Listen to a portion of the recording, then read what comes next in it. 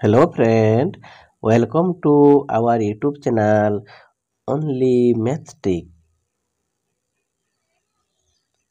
ସମସ୍ତଙ୍କୁ ଏଜୁକେସନ୍ ଚ୍ୟାନେଲକୁ ସ୍ୱାଗତ। ବହିର ନାମ ଦେଖ ହସ ଖୁସି। ପାଠ ନାମ ହେଲା ନେଉଲର ଘର ତୋଲା। ପାଠ ନମ୍ବର 17।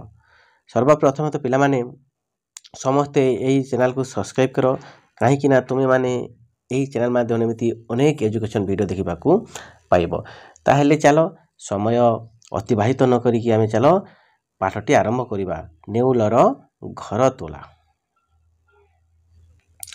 ଦେଖ ପାଠଟି ସମସ୍ତେ ଦେଖ, ନେଉଲର ଘର ତୋଲା। ଏକଲା ଏକଲା ଯାଉଛି କିଏ, ଏବେ ଦେଖ ସିଏ ନେଉଲଟିଏ। ଏକଲା ଏକଲା କିଏ ଯାଉଛି ପିଲାମାନେ? ଏକଲା ଏକଲା ଯାଉଛି କିଏ, ଏବେ ଦେଖ ସିଏ ନେଉଲଟିଏ। ନେଉଲଟିଏ ଏକଲା ଏକଲା ଯାଉଛି।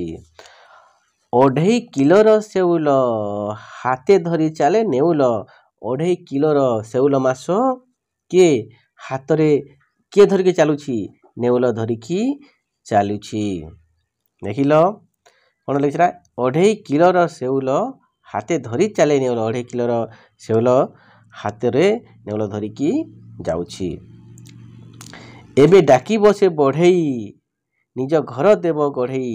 କିଏ ଡାକିବ? ନେଉଳ ଏବେ ବଢ଼େଇକୁ ଡାକିବ ଏବଂ ତା ଘରକୁ ଗଢ଼େଇ ଦେବ। ଦେଖ ଏଇଟା ଦେଖ ପିଲାମାନେ, ଏଇଟା ଦେଖ, ଏ ଛବିଟି ଦେଖ ସମସ୍ତେ। ଏଇଟା ହେଲା ନେଉଲର ଘର।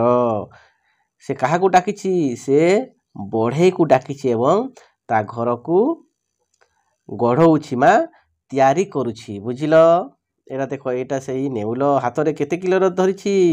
ଅଢ଼େଇ କିଲୋର ଶେଉଳ। ଦେଖ ତା ହାତରେ ସେ ଅଢ଼େଇ କିଲୋର ଶେଉଳଟେ ଧରିକି ନେଉଳଟି ଯାଉଛି। ବୁଝିଲ ପିଲାମାନେ?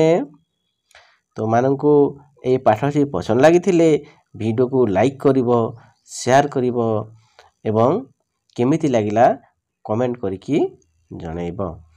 ଧନ୍ୟବାଦ।